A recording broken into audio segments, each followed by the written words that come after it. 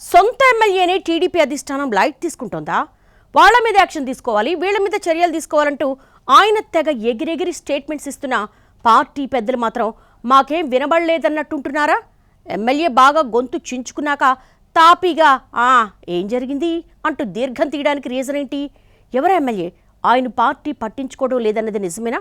కృష్ణా జిల్లా గన్నవరం ఎమ్మెల్యే యార్లగడ్డ వెంకట్రావు వ్యవహారం ప్రస్తుతం టీడీపీలో చర్చనీయాంశమైంది. ఎన్నికలకు ముందు వైసీపీ నుంచి టీడీపీలో చేరిన యార్లగడ్డ ఆ పార్టీ బీఫామ్ మీద తొలిసారి ఎమ్మెల్యే అయ్యారు. మాజీ ఎమ్మెల్యే వల్లభనేని వంశీపై గెలవడంతో ఆయనకు పార్టీలో ప్రత్యేక గుర్తింపు వచ్చిందని అంటారు. యార్లగడ్డకు ప్రభుత్వ విప్ పదవి కూడా ఇచ్చి గౌరవించింది టీడీపీ. ఇక తాను గెలిచినప్పటి నుంచి వంశీకి సహకరించిన వారిని ఎమ్మెల్యే యార్లగడ్డ టార్గెట్ చేస్తున్నారనేది లోకల్ టాక్.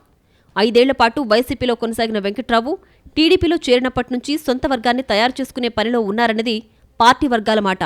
వైసీపీలో ఉన్నప్పుడు అనేక ఆటుపోట్లు చూసిన యార్లగడ్డ టీడీపీలోకొచ్చాక తనకు సహకరించిన వారి లిస్టు సిద్ధం చేసుకున్నారట. అలాంటి వారిపై సందర్భం వచ్చిన ప్రతిసారి విమర్శలు చేస్తున్నారాయన. వంశీ సన్నిహితులు అంటూ ఎమ్మెల్యే చేస్తున్న విమర్శలు ముదిరి ఇప్పుడు సొంత పార్టీలు కూడా ఆయన్ని పట్టించుకోకుండా పక్కన పెట్టే పరిస్థితి వచ్చిందని అంటున్నారు. ఇందుకు గన్నవరం విమానాశ్రయం పనులు చేస్తున్న కాంట్రాక్టు సంస్థపై ఎమ్మెల్యే చేసిన వ్యాఖ్యలే ఉదాహరణ అంటున్నాయి రాజకీయ వర్గాలు.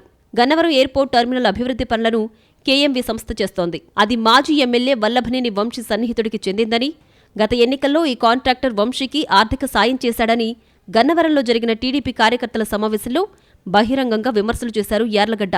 అక్కడితో ఆకుండా 80% పనులు 300 కోట్లకు చేస్తే 20% పనులను ఈ సంస్థకు 206 కోట్లకు అప్పగించారని, అది కూడా వంశీ సన్నిహితుడికి ఇవ్వడం ఎంతవరకు కరెక్ట్ అని ప్రశ్నించారాయన. అలా ఎవ్వరు చేసినా కరెక్ట్ కాదని ఎమ్మెల్యే బహిరంగ వ్యాఖ్యలు చేయడం తీవ్ర కలకలం రేపింది. పైగా పార్టీలోని వారి వల్లే ఇదంతా జరుగుతోందని విమర్శించడం చర్చనీయాంశమైంది. ఆ తర్వాత ఎయిర్పోర్ట్లో ఏటీసీ టవర్ ప్రారంభోత్సవం జరగ్గా ఎమ్మెల్యే ఆ కార్యక్రమానికి డుమ్మా కొట్టడం కూడా ఈ అసంతృప్తిలో భాగమేనని అంటారు. సరిగ్గా ఇక్కడే యార్లగడ్డ వైఖరిని తప్పుపడుతున్నారు పార్టీ నేతలు కొందరు. ఎయిర్పోర్ట్ పనుల కాంట్రాక్టులను airports authority of India decide చేస్తుందని, అలాంటి దాని విషయంలో కూడా ఎమ్మెల్యే యార్లగడ్డ బహిరంగ విమర్శలు చేయడం ఏంటంటూ టీడీపీ అధిష్టానం కూడా సీరియస్గా ఉన్నట్లు సమాచారం. పనులు వేగవంతంగా చేయాలనే కేఎంవి సంస్థకు అప్పగించినట్లు కేంద్ర మంత్రి రామ్మోహన్ నాయుడు మరోసారి విజయవాడలో స్పష్టం చేశారు. దీంతో యార్లగడ్డ మాటలను అధిష్టానం లైట్ తీసుకుందన్న చర్చ గట్టిగానే జరుగుతోంది. అలాగే గన్నవరానికి చెందిన టీడీపీ నేత విజయ డైరీ చైర్మన్ చలసాని ఆంజనేయులు వ్యవహారంపై కూడా ఇదే సమయంలో చర్చ జరుగుతోంది. 30 ఏళ్ల నుంచి టీడీపీలో ఉన్న చలసాని ఆంజనేయులు కృష్ణా మిల్క్ యూనియన్ చైర్మన్గా కొనసాగుతున్నారు. గత ఎన్నికల్లో చలసాని తనకు పనిచేయలేదన్న కోపంతో ఆయన పదవి నుంచి తప్పించడానికి ఎమ్మెల్యే యార్లగడ్డ అనేక ప్రయత్నాలు చేస్తున్నట్లు చెప్పుకుంటున్నారు. కృష్ణా మిల్క్ యూనియన్లో అక్రమాలపై విచారణ చేయాలని అసెంబ్లీ వేదికగా వెంకట్రావు పలుమార్లు అడిగారు. ఆ పదవి నుంచి చలసానిని తప్పించడానికి ఇప్పటికీ చేయాల్సిన ప్రయత్నాలు చేస్తున్నారట. అటు మొదట్నుంచి టీడీపీలో కొనసాగుతున్న చలసాని ఆంజనేయులకి జిల్లాలో వివాద రహితుడన్న పేరుంది.